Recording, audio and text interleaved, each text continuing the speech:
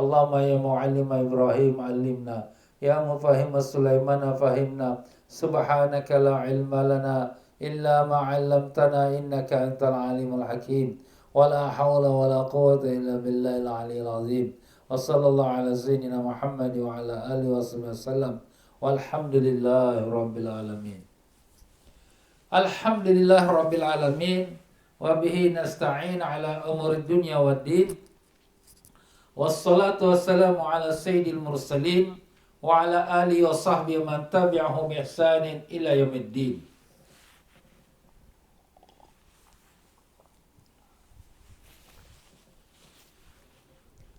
Muslimin dan muslimat rahimakumullah. Alhamdulillah, syukur kita pada Allah yang telah pertemukan kita pada malam ini pengajian kitab Al-Hikam di Masjid An-Nur, Marsiling, Singapura. Ya, dalam pelajaran kita telah sampai di muka surat 124. Dia di kalam hikmah yang ke-98. Jadi mereka yang memegang kitab yang lama, maka dia di muka surat 124 pada kalam hikmah yang ke-98. Mereka yang memegang kitab yang baru mungkin tak sampai lagi lah di muka surat 124 tu ya. Kalau mereka yang tak ada kitab, kalau nakkan kitab, boleh hubungi saya. InsyaAllah kita akan dapatkan kitabnya ya. Ya, para jemaah sekalian, dalam pelajaran kita yang lepas, iaitu pelajaran kita di kalam hikmahnya 97, kita telah membicarakan bagaimana antara orang-orang yang menganggap bahawa karamah, kemuliaan, keluar biasaan yang Allah kurniakan kepada para wali-wali Allah, yang di mana dia dapat jalan atas air atau udara atau dia lipat bumi. Maksud lipat bumi ni maknanya dalam masa singkat dia dah sampai satu tempat yang dia tuju. Umpama daripada sini nak ke Mekah, dah sekelip mata dah sampai. Ataupun dia kata lipat masa. Dia masanya bertahun-tahun tapi semua berlaku hanya dalam masa yang pendek. Itu semua telah kita terangkan dengan contoh-contohnya. Maka itu sebenarnya bukanlah sebesar-besar karamah. Belum lagi sebesar-besar karamah. Karamah yang sebesar-besarnya ialah melipatkan diri kita, nafsu kita, dapat kita dekatkan diri pada Allah.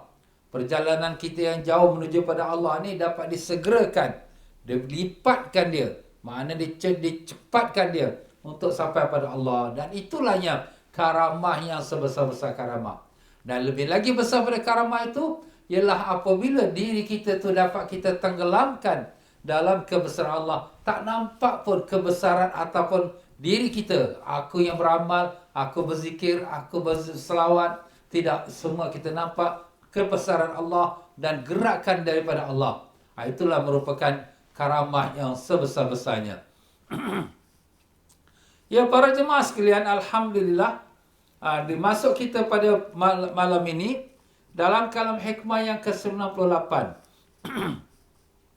Berkata Al-Imam Ibn Atta'illah, semoga Allah Ta'ala tinggikan darjatnya Al-Imam Ibn Atta'illah Iskandari dan dilimpahkan rahmat pada rohnya, dan juga kepada Ustaz Salim Bahrasi yang menjadi penterjemah kitab ini. Semoga Allah tinggikan darjatnya dan melimpahkan rahmat pada rohnya. Dan kepada kedua-dua guru kita itu kita hadiahkan suratul Fatihah. A'udzubillahi minasyaitonirrajim. Bismillahirrahmanirrahim. Alhamdulillah rabbil alamin arrahmanir rahim maliki yaumiddin. Iyyaka na'budu wa iyyaka nasta'in ihdinas siratal mustaqim siratal ladzina an'amta 'alaihim ghairil maghdubi 'alaihim waladdallin. Ya, berkata Al-Imam Ibn Atta'illah Iskandari rahimallahu taala wa nafa'ana Allah bihi bikum fid darani amin. Kalam hikmahnya 98, al-ata'u minal khalqi hirmanun wal man'u minallahi ihsanun. Artinya, pemberian dari makhluk itu suatu kerugian dan penolakan dari Allah itu suatu pemberian dan kurniaan. Jadi di sini Al-Imam Ibn Atta'illah ini seorang wali Allah dan seorang ulama yang telah Allah Ta'ala bukakan dia kasyaf, makna melihat perkara-perkara yang gaib. Dan Allah Ta'ala telah mengajarkan dia daripada ilmu laduni, ilmu daripada sisi Allah Ta'ala. Dan inilah dia tuan-tuan ni, kata-kata ulama ni kadang-kala sungguh menepati dan masuk dalam hati rohani kita. Apa dia? Ini dia kata, al-ata'u minal khalqi hirmanun. Pemberian dari makhluk itu suatu kerugian. Hirman dari segi bahasa Arab, hirman tu maknanya pengharaman. Pengharaman tu maknanya satu kerugian. Satu kita katakan hijab. Satu kita katakan tabir. Satu kita katakan dinding. Menahan kita daripada mendekatkan diri pada Allah. Orang memberi kepada kita, maka pemberian orang itu akan menjadi sebab untuk kita rugi. Ruginya bagaimana? Ruginya kerana kita terhijab, kita terjauh, tersisir daripada Allah. Bagaimana pula jadi macam tu? Itulah dia tuan-tuan dan puan-puan. Sebab itulah dalam membahaskan perkara ini, Al-Imam Ibn Ajibah. Imam Ibn Ajibah yang menulis kitabnya Iqadul Himam, dalam mensyarahkan kitab hikam ini, beliau mengatakan bahawa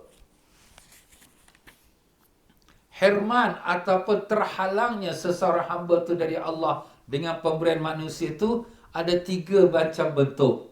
3 macam cara bentuknya. Yang pertama, kerana dia akan membawa kepada kita, iaitu merasakan kesedapan syahwat kita. Sedaplah orang beri kita nikmat, makan sedap, dapat berjalan sedap, orang bagi ustaz. Nampak? Jadi dia rasa dapat memenuhi akan syahwat dia, kegembiraan dia, nafsu dia. Yang demikian itu akan bawa pada mati hati. Sebab tujuan kita nak berjihad lawan nafsu. Tak mau nak bagi dia niat kehendak nafsu tu nak tunduk nanti.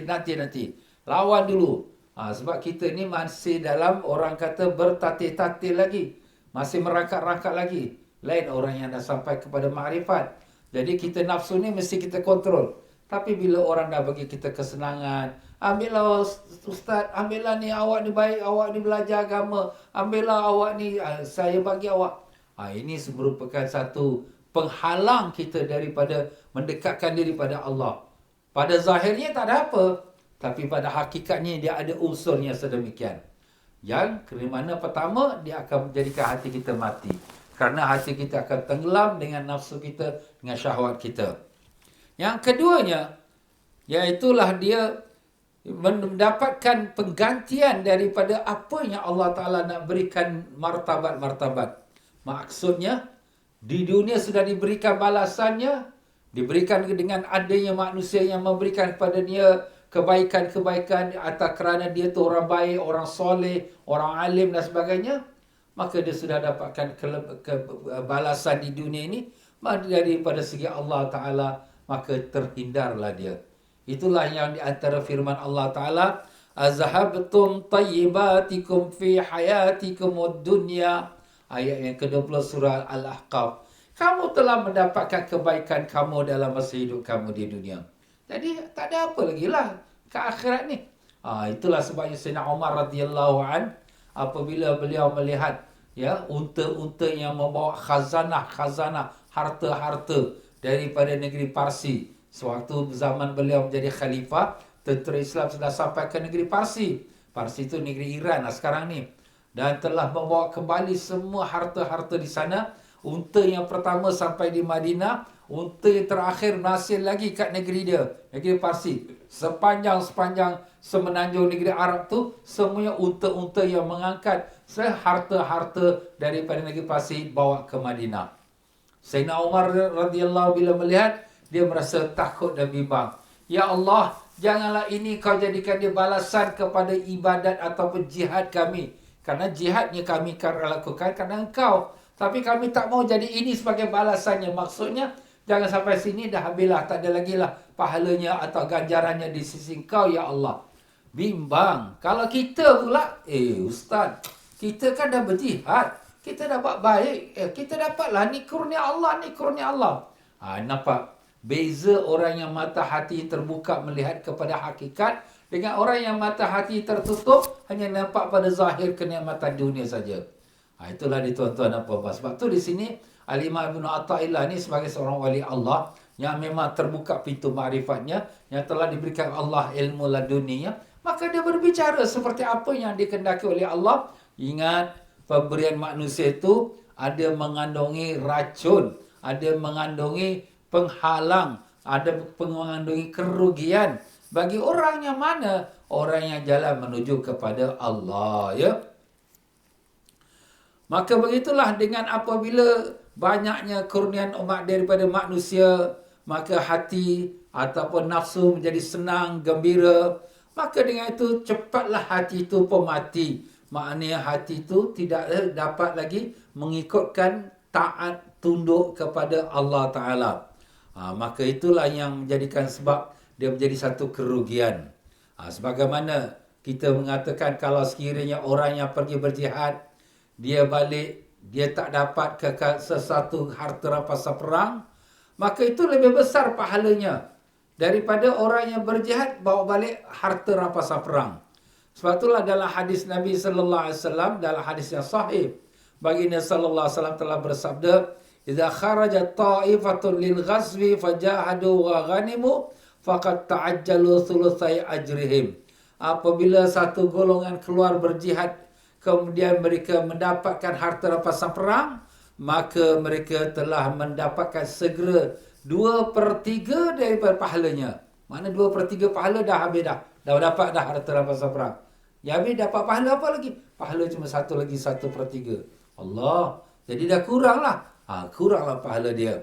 Wa idza lam yaghnamu raja'u bi ajrihim kamilah. Kalau mereka tak dapat harta rampasan perang, mereka akan pulang daripada jihad itu dengan pahala yang sepenuhnya. Jadi sebab itu di sini kalau orang yang nak pergi perang lah, ini pergi perang, taklah dia meletakkan harapan nak dapat harta rampasan perang, tidak. Itu bukan tujuan pergi perang. Tujuan pergi perang ialah untuk meninggikan kalimah Allah Ta'ala. Dan seorang bertanya kepada Nabi kita sallallahu alaihi wasallam, "Ya Rasulullah, siapakah dia orang yang keluar dinamakan fisabilillah?" Seorang yang keluar untuk dapat nama dia, gelaran dia orang yang berjihad, atau seorang yang keluar untuk nak dapat menunjukkan dia tu orang pahlawan, atau seorang yang keluar untuk dapatkan harta rampasan perang. Siapa antara mereka yang berjihad fisabilillah? Maka Nabi sallallahu alaihi wasallam menjawab, "Man kharaja li'ila'i kalimatillah fahuwa fi sabilillah." Atau kama qala alaihi salatu wassalam. Siapa yang keluar untuk meninggikan kalimah Allah, itulah dia orang fi sabilillah. Bukan pasal nak nama, bukan pasal nak tunjuk kehebatan, bukan pasal nak dapatkan harta rampasan perang. Ya, begitulah dia tuan-tuan. Jadi kalau sekiranya kita beramal, kita buat kerana Allah Ta'ala, Ustaz. Kita bukan buat kerana orang, tapi orang pun memberi pada kita. Nah, macam mana perasaan kita? Alhamdulillah, orang rezeki Allah Ta'ala bagi. Kita buat baik, kita buat ibadat, kita baca Quran, kita berzikir, tengok orang pun bagi rezeki. Awas, kalau itu perasaan kita, kita sudah pun jatuh dalam kerugian. Kita sudah terhijab daripada Allah Ta'ala. Sebab kita tak nampak itu merupakan satu ujian Allah, dan sebaliknya kita tak nampak itu adalah sebagai satu merugikan kita. Allah. Sebab itulah di sini kita waspadalah, jangan kita tertipu, ya. Maka begitulah dia Sayyidina Ali radhiyallahu an. Sebab tu Sayyidina Ali radhiyallahu an, sebagaimana disebutkan yang kedua, yang ketiganya, sebabnya dia dibimbangkan dengan pemberian manusia itu boleh menjadikan kita kerugian, terhalang kita daripada Allah Ta'ala, terhijabnya kita daripada Allah Ta'ala, seperti mana kata tuan penterjemah kita, iaitu Sayyidina Ali bin Abi Talib radhiyallahu berkata, "Jangan merasa adanya yang memberi nikmat padamu selain Allah." Jangan merasa ada yang memberi nikmat kepada kamu selain Allah. Yang memberi nikmat pada kita semata-mata hanya Allah Ta'ala. Selain pada Allah, tak ada siapa yang memberi kita nikmat. Habis Ustaz, orang ni bagi ni, orang bagi. Ya, inilah menjadi sebabnya. Bila kita memandang pada orang itu bagi, orang yang bagi, itulah kadang-kadang menjadi hijab dari antara kita dengan Allah Ta'ala. Tapi bukanlah makna orang tu haram. Orang tu nak bagi tu boleh bagi. Itu cuma makna kita ni sekarang, bila orang memberi tu, jangan kita anggap itu satu kebaikan. Bahkan kita rasakan itu satu ujian Allah Ta'ala. Jadi, kata Sayyidina Ali radhiyallahu an, jangan merasa adanya yang memberi nikmat padamu selain Allah. Dan anggaplah segala nikmat yang kau terima dari selain Allah itu sebagai kerugian. Mana kalau orang memberi, orang bagi kita kebaikan, beri kita makan, bagi kita pakaian, bagi kita wang ringgit, bagi kita kedudukan, kita anggap itu satu kerugian. Kenapa Ustaz? Sebab dia menjadi sebab nafsu kita gembira. Dan itu menjadi sebab mati hati kita. Dan itu juga menjadikan sebab supaya kita ni lupa kepada yang maha pemberi, iaitu Allah SWT. Itu pesanan Sayyidina Ali. Yang ini di antara engkau dengan Allah, tidak ada badan perantara. Tak ada siapa pun yang memberi rezeki pada kita, melainkan hanya Allah. Maka semua nikmat yang kau terima semata-mata dari Allah. Jadi kalaulah sekiranya hati kita tu tak bertukar, di mana hati kita tetap orang beri pada kita pun kita pandang itu adalah datang daripada Allah. Itu pada kurnia Allah. Dan apabila kita pandang itu pada kurnia Allah, dia tak merosakkan kita, hubungan kita dengan Allah. Melainkan kalau kita pula merasakan, kerana aku punya ibadat ni, kerana aku semayang, kerana aku baca Quran, Allah Ta'ala hantar orang dan Allah bagi aku rezeki. Kalau itu harapan kita dan anggapan kita, kita sudah menyandarkan kurniaan itu kepada amalan kita. Itu satu kerosakan juga. Itu kenapa kerosakan? Sebab kita rasa dengan kebaikan kita lah kita dapatkan nikmat itu. Itu salah. Habis Ustaz, yang betul macam mana? Yang betul tak ada apa pun dari aku. Amalan aku pun tak tahu, campur riak ujub macam-macam lagi. Tapi ini semata-mata kurniaan Allah Ta'ala. Karena ihsannya Allah, rahmat dan belas kasihan Allah pada aku, inilah Allah beri pada aku. Habis orang ni bagi. Alhamdulillah, Allah yang gerakkan hati mereka dan mereka datangkan dengan kehendak Allah. Syukur padamu ya Allah. Tapi bukanlah makna kita tak berterima kasih pada orang. Kita berterima kasih pada orang itu memang satu perkara yang disuruh oleh Nabi kita sallallahu alaihi wasallam.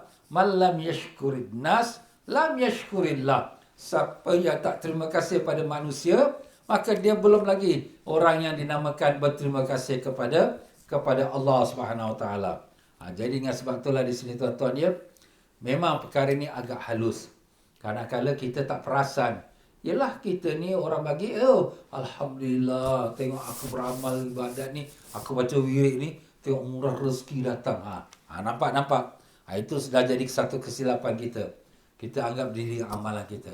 Dan kemudian kita pun anggap orang tu buat baik pada aku. Orang ni baik pada aku. Maka kita dah terikat dengan dia. Kita dah terhutang budi dengan dia. Maka dengan sebab itulah Rasulullah sallallahu alaihi wasallam mengajar kepada kita. Kalau orang buat baik kepada kita, kita balas dia balik. Kenapa kita balas dia balik? Balas supaya kita tak ada rasa terikat dengan dia punya budi dia. Dia bagi kita $1,000. Kita buatkan satu hadiah, $1,000 lagi bagi pada dia. Mana kita dah balas habis dah. Jadi tak ada lagi terasa terikat terhutang budi. Sebab bila orang dah memberi, kita dah terhutang budi, macam kita jadi hamba pada dia pula. Ini kalau orang yang masih lagi kelemahan iman dia. Jadi kalau sekiranya kita macam tu, kita balas balik pada dia. Kalau tak ada apa kita nak balas, kata Nabi SAW, maka kita ucapkan pada dia, kita doakan dia, sehingga doa kita tu memadai sebagai membalaskan pemberian dia. Dia bagi kita $1,000 Ustaz. Dia bagi kita hadiah. Kita doakan untuk dia. Doa tu kira-kira, Ya Allah, Ya Allah, Ya Allah, sekira-kira memang dah balaslah dengan dia punya pemberian. Dan semudah-mudah doa, ialah kita doakan dia, Jazakumullahu khaira. Apa tu? Jazakumullahu khaira. Semoga Allah membalas engkau dengan kebaikan. Itu sudah cukup. Orang memberi pada kita, kita pun cukup. Alhamdulillah. Jazakumullahu khaira. Maknanya Allah balas balik. Maknanya kita nak balas dia, kita tak mampu. Tapi Allah balaskan pada dia dengan kebaikan. Balasan Allah lebih besar lagi. Lebih hebat lagi. Jadi itulah ajaran Nabi kita sallallahu alaihi wasallam ya. Jadi dengan sebab itulah di sini di mana dipesankan oleh tuan guru kita, seorang hakim. Seorang hakim berkata, menanggung budi kebaikan manusia itu lebih berat daripada sabar kerana kekurangan. Rumah kita tak ada apa nak makan Ustaz, hanya tinggal nasi dengan garam aja. Itulah kau makan lebih baik daripada orang bagi kita makan lah, ada lauk, ada ayam, daging lah. Allah, syukur Alhamdulillah. Ini kita menanggung budi orang ni berat ni. Sebab apa? Sebab kita dah terasa kita dah macam jadi tawanan dia. Jadi macam kita kan nak tolak permintaan dia pun susah. Sebab itulah di sini kalau sekiranya orang yang dekat dengan pemerintah zaman dulu-dululah, zaman sekarang pun tak mustahil juga. Ya, dekat dengan pemerintah bagi sultan tu bagi. Jadi bila sultan tu buat salah, nak cakap salah tuanku, ini haram. Alamak, susahlah. Aku dah termakan budi dengan sultan. Sebab tu yang bagusnya kalau kita tak ada makan budi dengan sultan, tak ada makan budi dengan raja, dengan pemerintah. Jadi dia salah, kita boleh cakap salah. Kalau dia tak betul, kita boleh tegurkan tak betul. Tapi bila dah termakan budi, dah termakan hasil dia, nak cakap pun berat. Pasal apa? Alamak, nanti ni bos aku ni. Ni kalau aku cakap nanti aku kena berhenti pula. Nampak? Sebab tu kadang-kadang setengah-setengah ulama kita, dia tak mau kerja dengan pemerintah. Seperti mana Imam Syafi'i rahimahullah ta'ala, dia dulu jadi qadi, tapi lepas tu dia tinggalkan, tak menjadi qadi. Lebih senang, lebih bebas lagi. Ya, kalau nak tegur kepada pemerintah pun senang dia buat boleh teguran. Tapi kalau dah jadi qadi, dah jadi terikat dalam jabatan, kemudian nak tegur pada ketua dia, segan pula. Nanti berat pula, nanti nak cakap nanti bahaya pula. Itulah dia. Itu antaranya sebabnya, ya. Jadi itulah dia maknanya di sini kata seorang ulama, menanggung budi kebaikan manusia itu lebih berat daripada sabar karena kekurangan. Tak apalah, kita hidup susah, hidup pondok kecil, tak apalah. Aku lebih senang lagi sebab tak tanggung budi siapa-siapa. Allahu Akbar. Pemberian dari makhluk pada umumnya menyebabkan terhijab dari Allah. Nampak? Jadi manusia bila memberi, ini andainya kalau orang itu masih lagi dalam peringkat orang yang berjalan. Maknanya orang berjalan tu murid yang masih lagi permula bertatih-tatih lagi. Ya, belum lagi sampai darjat ma'rifat. Ya. Jadi apabila manusia memberi pada dia, maka itu akan menjadi hijab kepada dia, antara dia dengan Allah Ta'ala. Sehingga tidak ingat pada Allah. Dia lupa yang Allah yang memberi pada dia. Memang dia tahu Alhamdulillah. Tapi terasa hati kan, yang orang tu memberi, itulah dia. Dan merasa terhutang budi kepada sesama manusia. Dan inilah letak kerugian. Rugi dua macam. Rugi dari segi moral. Moral tu apa? Moral tu kita punya prestige kita. Kita kedudukan kita. Kita katakan maruah kita. Orang dia itu aku dah bagi dia. Dia insyaAllah dia cakap ikut aku cakap je. Aku dah bagi dia dah macam-macam. Nampak? Itu kita maruah kita dah jatuh dah. Dan begitulah pula daripada segi kita dengan Allah Ta'ala sendiri. Terhijab kita, tertutup kita. Sebab tu Imam Malik rahimahullah ta'ala, satu masa Imam Malik ni ulama besar di kota Madinah. Sultan ataupun Khalifah Abu Mansur, Sultan Khalifah besar ni, dia pun menghadiahkan Imam Malik satu peti duit. Imam Malik pun simpan di rumah. Kemudian apabila satu masa Khalifah datang ke Madinah. Ziarah dia. Dia pun ambil peti duit yang Khalifah bagi. Dia pun kata, ini saya kembalikan.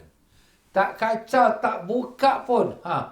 Kenapa? Dia tak mau termakan budi dengan Khalifah. Sebab bila dia termakan budi, nak cakap yang hak tu jadi berat. Ikut. Orang kata, enggih. Okey. Susah. Itulah sebab antaranya. Itu antara sebabnya lah, ya. Sebab tu orang ulama-ulama dulu lebih senang. Tak ada terikat dengan mana-mana jabatan. Sebab mereka lebih bebas untuk nak bercakap, ya. Maka dengan sebab itulah, seorang wali Allah, iaitu Syekh Abdul Salam bin Mashish. Ini memang wali Allah besar ni. Ya, dia bermakam dekat antara Jazair dengan Algeria dengan Morocco. Dia berpesan pada muridnya pun menjadi seorang wali Allah, iaitu Imam Abu Hasan Ash-Shazali. Dia kata, ya Abul Hasan, ihrab min khairin nas akthar min an tahraba min syarrihim. Larilah kamu daripada kebaikan manusia. Lari. larilah daripada kebaikan manusia lebih daripada kau lari pada kejahatan manusia. Manusia yang buat jahat pada kita, manusia yang buat baik pada kita. Kita selalu lari pada manusia buat jahat. Alah, dia ni selalu kata aku, komen aku. Dia ni selalu dia puji aku, dia bagi aku macam-macam. Larilah daripada manusia yang buat baik pada kau ni. Lari. Kenapa? Lebih patut kau lari pada orang buat baik daripada orang buat jahat. Kenapa Ustaz? Orang buat baik pada kita. Kita lari pada dia pula. Kenapa? Maka diberikan beritahu di sini, fa inna khairah yusibuka fi qalbik, kerana kebaikan mereka akan terpacak di dalam hati kamu. Dah terkena masuk kan? Hati kita rasa terima kasih, hati kita rasa tunduk pada dia, hati kita rasa terhutang budi pada dia, hati kita sudah tersangkut dengan dia. Wa syarruhum yusibuka fi bananik, dan kalau kejahatan manusia yang buat jahat hanya terkena pada badan kita. Dia lontar batu, dia bercakap-cakap, dia komen kita cuma sampai telinga. Kalau dia lontar batu sampai ke badan kita. Tetapi kalau orang buat baik, dia sampai masuk ke dalam hati kita. Itu yang jadi mudaratnya. Karena hati kita ni kita nak hanya khusus untuk Allah. Tapi dah tersangkut pula orang tu buat baik, orang ni buat baik Allah. Itulah tuan-tuan ya. Wala'an tusabu fi badanika khairum min an tusaba fi qalbik, dan terkena yang kau dengan lontaran batu pada badan kau itu lebih baik daripada terkena yang panah yang tercacat dalam hati kau, daripada tersangkutnya kebaikan orang pada kau. Allah Akbar. Memanglah kita tak kata orang yang buat baik itu jahat, tapi ini diri kita sendiri. Ini bagi orang yang nak jalan menuju pada Allah. Kalau orang awam tu orang public lah. Ustaz, dia orang baik, dia bagi kita susah ni sekarang ni. Covid ni kita tak ada kerja, tak ada pendapatan. Orang bagi kita rezeki, maka alhamdulillah. Memang baik, itu tak salah. Tetapi di sini, kalau orang yang jalan menuju pada Allah, dia tak cakap jangan bagi. Tapi kalau boleh dielakkan, itu lebih baik. Dia usaha dengan dia pencarian diri dia sendiri. Pencarian dia, mana dia kerja sendiri. Seberapa yang terdapat, itu terlebih baik. Tidak letakkan kepada harapan kepada manusia. Ya. Maka inilah kita katakan, dia punya kecelakaannya, atau kerugiannya, atau terhijabnya seseorang hamba dengan pemberian orang kepadanya. Jadi kalau orang nak memberi, memang kita tak kata, Ustaz, Nabi pun terima hadiah, takkan kita tak boleh terima hadiah? Ya betul, Nabi terima hadiah, dan kita pun boleh terima hadiah. Tapi kita awaslah hati kita tu ya. Terima kasih, dan kita ucapkan jazakallah khair, dan seberapa boleh kita doakan dia sekira-kira kita sudah dapat membalaskan budi dia. Dan jangan tersangkut hati kita dengan dia, kerana kalau tersangkut nanti teringat-ingat, nanti jumpa dia, nanti ada apa-apalah dia hadiah aku. Itu pun satu perkara yang dinamakan israf. Israf tu apa? Meletakkan harapan kepada orang. Sebab tu pernah satu masa seorang solihin, dia pergi ke satu bandar.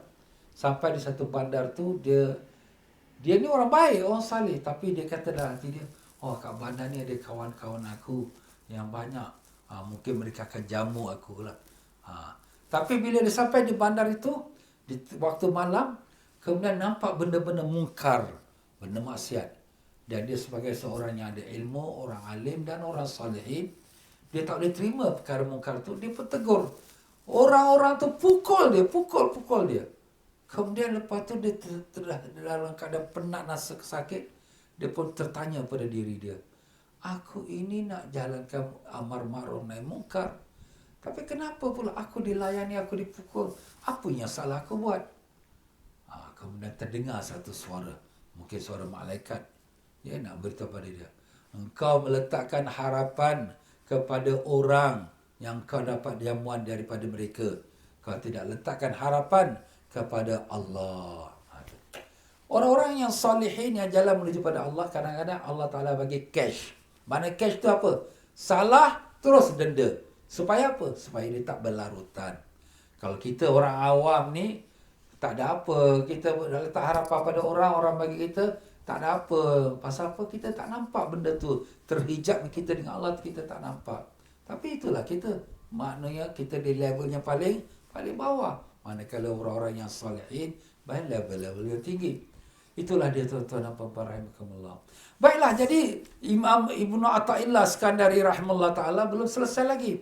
Dia mengatakan pemberian orang kepada kita tu merupakan satu kerugian, merupakan satu penghalang, penghijab kita, antara kita dengan Allah. Dan kemudian dia mengatakan wal man'u minallah ihsanun. Dan penolakan Allah, tidak kurniaan Allah, tidak dikurniakan oleh Allah, itu satu pemberian. Mana Allah tak memberi pada kita, tapi itu satu pemberian. Sebaliknya, penolakan yang menyebabkan ingat kepada Allah itu berarti suatu kurnia nikmat besar dari Allah. Allah SWT bila tak memberi pada kita, tak memberi pada kita sesuatu yang kita inginkan. Kadang-kadang kita rasa sedih. Kenapalah Tuhan, aku minta sihat tapi tak sihat-sihat. Aku minta supaya aku senang tapi susah lagi. Aku minta supaya dia lepaskan aku daripada fitnah tapi masih lagi aku terkena fitnah. Kenapalah aku macam ini? Sebenarnya apabila Allah Subhanahu Wa Taala tidak memberi kepada kita apa yang kita minta, itulah satu kurniaan Allah. Macam mana Ustaz satu kurniaan Allah? Ada beberapa perkara. Pertama, Allah janji nak kabulkan. Itu dah janji Allah. Ya. Ud'uni astajib lakum. Minta padaku, aku akan beri pada kamu. Tapi Ustaz, saya dah minta ni, saya sakit, tak dapat sembuh lagi.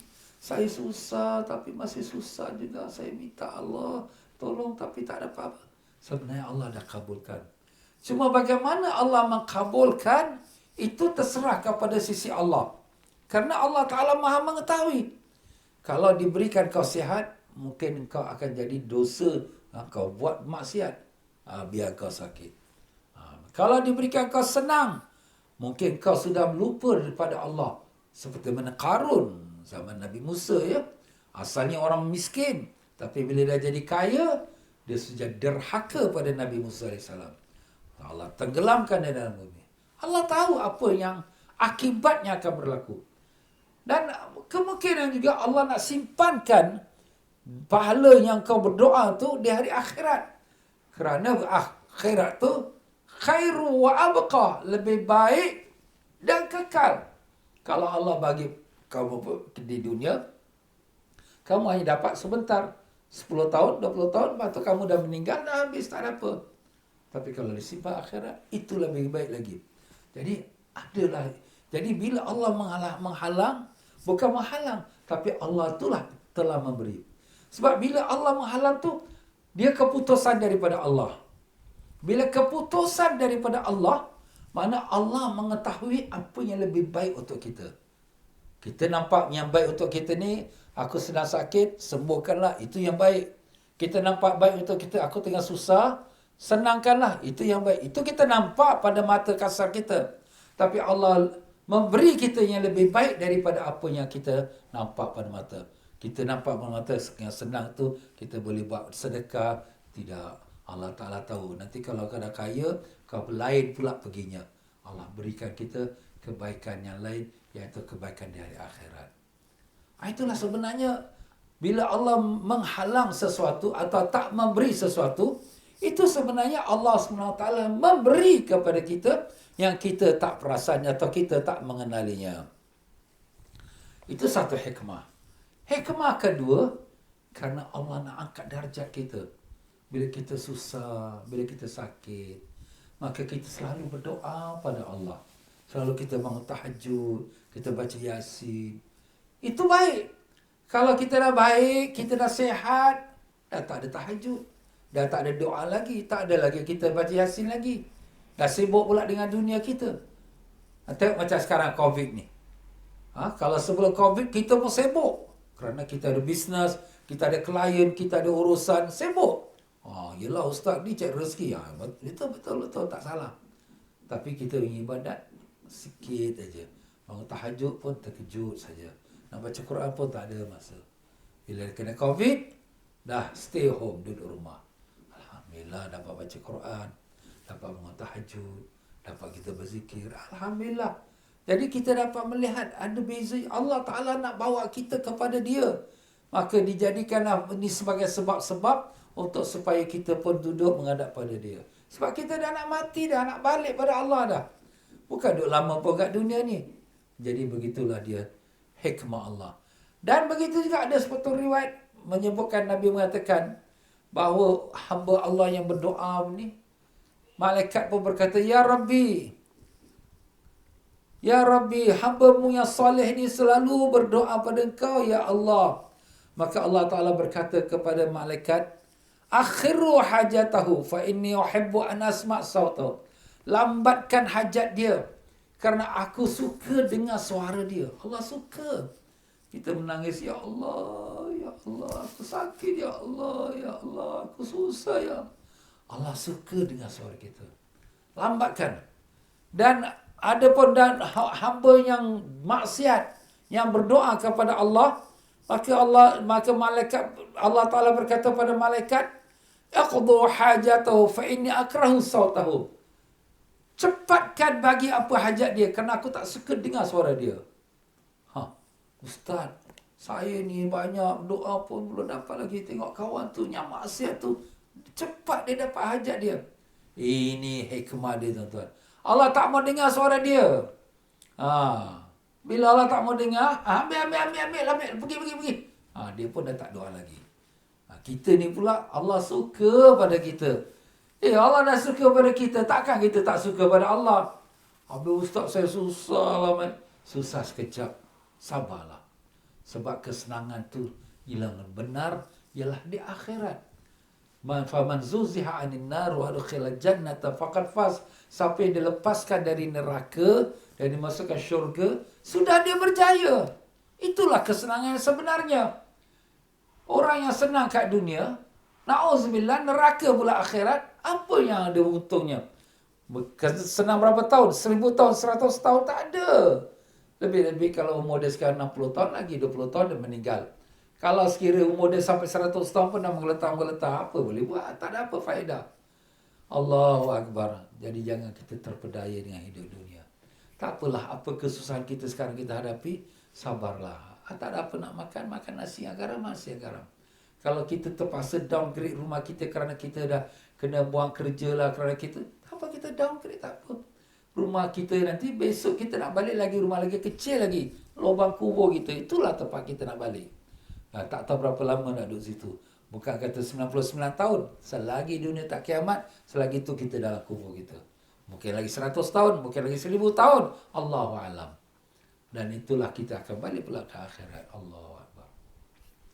Perjalanan kita masih jauh lagi. Jadi janganlah kita rasa bimbang dengan kesukaran kehidupan dunia yang sementara ini. Jangan kita bimbang, ya. Kita usaha, kita jalan kerja macam biasa, kita berniaga macam biasa, kita cari kerja macam biasa, tapi harapan kita, terletak hati kita hanya pada Allah, bukan pada manusia. Dan kalam hikmah yang ke-99, Jalla Rabbuna an yu'amilahu al-'abdu naqdan fayujaziyahu nasi'atan.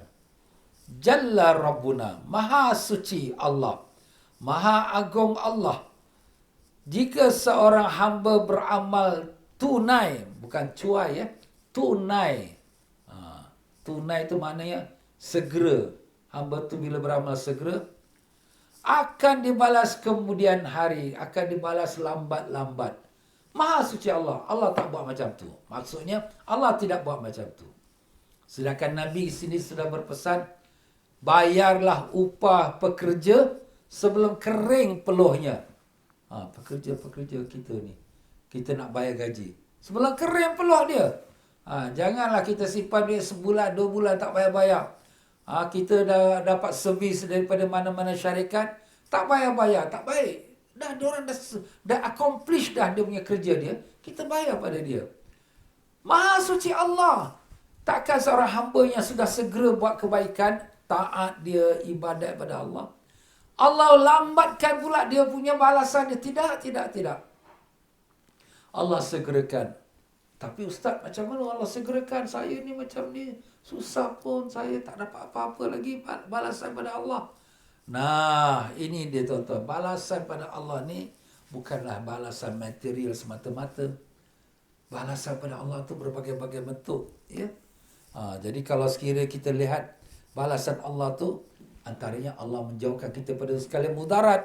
Allah jauhkan kita pada penyakit.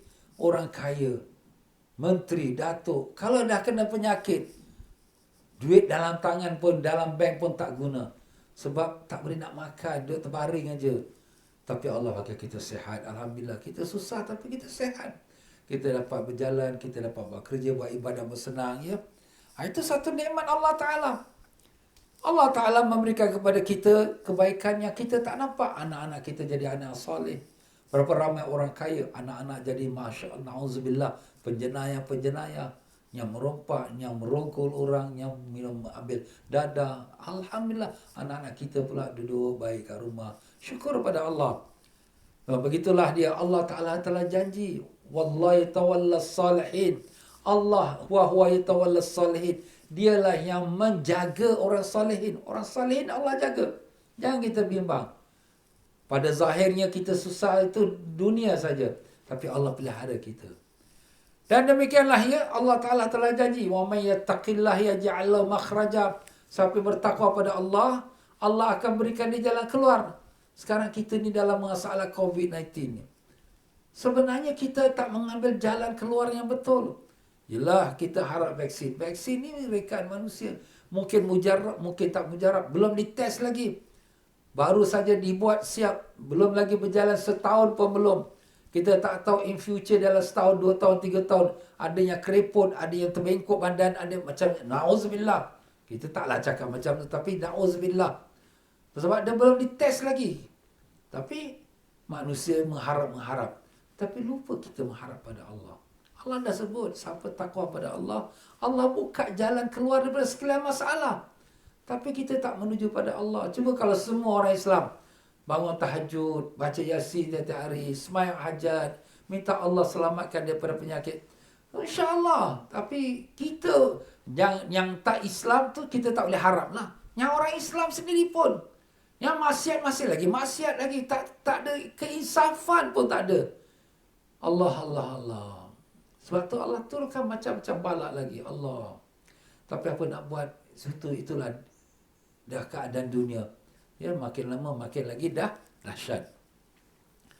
Dan begitulah Allah SWT telah janji. Wa yarzuqhu min haitsu la yahtasib. Orang yang bertakwa pada Allah, Allah bagi dia rezeki yang tanpa disangka-sangka. Dan begitulah Allah Ta'ala sini mengatakan, ala inna awliya Allah la khafun alaihim. Ketahuilah bahawa kekasih Allah tidak ada terasa takut dan bimbang. Allah pelihara mereka. Dan di antaranya Allah Ta'ala memberikan balasan pada amal soleh kita, ialah Allah Ta'ala membukakan hijab kepada hati kita. Allah SWT bukakan hijab hati kita, dapat kita berasa sayu hati dengan Allah, dapat rasa khusyuk dalam ibadat, dapat rasa jaga waktu solat kita. Itu sebenarnya kurniaan Allah. Itu balasan Allah. Itu lebih baik daripada harta kekayaan nikmat. Sebab segala harta kekayaan nikmat semua tidak akan kekal. Tapi amal ibadat itulah yang akan menjadi teman kita dalam kubur kita. Masya Allah. Itu kan satu kurniaan Allah. Tapi kita tak nampak. Kita cuma nampak mata kita yang zahir saja. Tapi kita tak nampak dengan mata hati. Dan demikian juga Allah Ta'ala janji kepada orang bertakwa. Ya ayyuhallazina amanu in tattaqullaha yaj'al lakum furqana. Wahai orang beriman, kalau kamu bertakwa pada Allah, Allah akan jadikan kamu nur, cahaya yang membezakan antara benar dengan salah. Dan Allah Ta'ala mengatakan, wattaqullah wa yu'allimukumullah. Takutlah kamu pada Allah. Allah akan ajar kamu. Allah ajarkan kita ilmu-ilmu daripada sisinya. Dan demikian juga dengan kita bertakwa pada Allah Ta'ala, Allah Ta'ala akan keluarkan kita, yukhrijuh minal zulumati ilan nur. Mengeluarkan kita dari kegelapan kepada cahaya. Kegelapan tu daripada kegelapan kufur kepada iman. daripada kegelapan maksiat kepada taat, daripada kegelapannya kita lalai kepada zikrullah, daripada kegelapannya iaitu zahir kita kepada nur cahaya, dan kegelapan dunia ini kepada kita mengenal pada Allah. Allahu Akbar. Jadi Allah mencepatkan, memberikan balasan. Allah tidak bakhil, tidak kedekut, dan Allah Maha Kaya. Tapi bagaimana Allah memberikan balasan itu berbagai-bagai rupa. Tapi manusia kerana ketebalnya hijab yang tertutup hati dia, dia hanya nampak yang zahir saja. Aku dah buat amal ibadat ni pun macam ni juga susah. Macam ni juga aku sakit. Macam ni juga musibah. Dengan macam-macam lagi balak. Aku dah buat ibadat pun macam ni juga tak ada perubahan hidup aku. Itulah dia. Dia tak nampak yang batin. Dia tak nampak. Yang kerohanian yang batin, itulah yang lebih baik daripada zahir kita. Besok di padang mahsyar, bila orang kafir, orang yang tak beriman melihatkan kesesatan mereka, neraka yang menantikan mereka, ya Allah, ambillah semua harta aku. Yang bilion-bilion tu semua ambillah. Lepaskan aku dari neraka. Tak ada. Kita tak ada bilion pun. Kita tak ada million pun. Kita tak ada ribu-ribu pun. Tapi kita ada iman. Alhamdulillah. Ini nikmat Allah Ta'ala. Ya Allah, ya Tuhan kami bersyukur padamu ya Allah. Kerana kau telah beri kami iman. Tetapkanlah iman kami sampai akhir umur kami. Dan janganlah kau matikan kami melainkan dengan kalimah La ilaha illallah Muhammadur Rasulullah sallallahu alaihi wasallam. Pimpinlah kami ke jalan yang kau ridha ya Allah. Bukakanlah hijab yang menutupi kami ya Allah. Kami mengaku kami hamba yang baik dosa. Kami hamba yang lalai. Kami mohon ampun ya Allah. Ya Allah, cahayakanlah hati kami dengan nur-Mu. Cahayakanlah penglihatan kami dengan nur-Mu. Cahayakanlah kubur kami dengan nur-Mu. Cahayakanlah kami di yaumul mahsyar dengan nur-Mu. Ya Allah, kumpulkanlah kami bersama para nabi dan siddiqin, syuhada dan salihin, mendapat syafaat Nabi kami Rasulullah sallallahu alaihi wasallam. Terima kasih ya Allah atas nikmat iman yang kau beri pada kami. Terima kasih ya Allah kerana kau menjadikan kami umat Nabi yang kau kasih Sayyidina Muhammad sallallahu alaihi wasallam. Terimalah doa kami. Sembuhkanlah penyakit-penyakit kami yang zahir dan yang batin. Dan sembuhkanlah penyakit saudara mara kami, keluarga kami yang sedang sakit ya Allah. Ya Allah, Engkaulah Tuhan yang Maha Pengasih lagi Maha Penyayang. Dengarkanlah permohonan kami. Kabulkanlah semua hajat-hajat kami dan hajat sekalian mereka yang mengikuti pengajian online ini ya Allah. Rabbana atina fid dunya hasanah wa fil akhirati hasanah wa qina adzabannar. Wa sallallahu ala sayyidina Muhammad wa ala alihi wa sahbihi wasallam. Subhana rabbika rabbil izzati amma yasifun. Wassalamun alal mursalin. Alhamdulillah rabbil alamin. Alhamdulillah. Ya tuan-tuan dan puan-puan, sampai situ sajalah untuk kita pada pengajian kita malam ini. Mudah-mudahan ada manfaatnya insya-Allah. Ya, dan dengan itu kita berhenti saja pada kalam hikmah yang berikutnya, yang ke-100 dengan tajuk pahala taat di dunia. Wallahu a'lam. Ya, marilah tuan-tuan dan puan-puan, pengajian kita malam ini merupakan daripada dakwahnya Masjid An-Nur, Marsiling, Singapura. Ya, kita berinfaklah untuk masjid dengan nombor akaun yang ada tertera di hadapan kita ini. Mudah-mudahan menjadi amal kita di sisi Allah.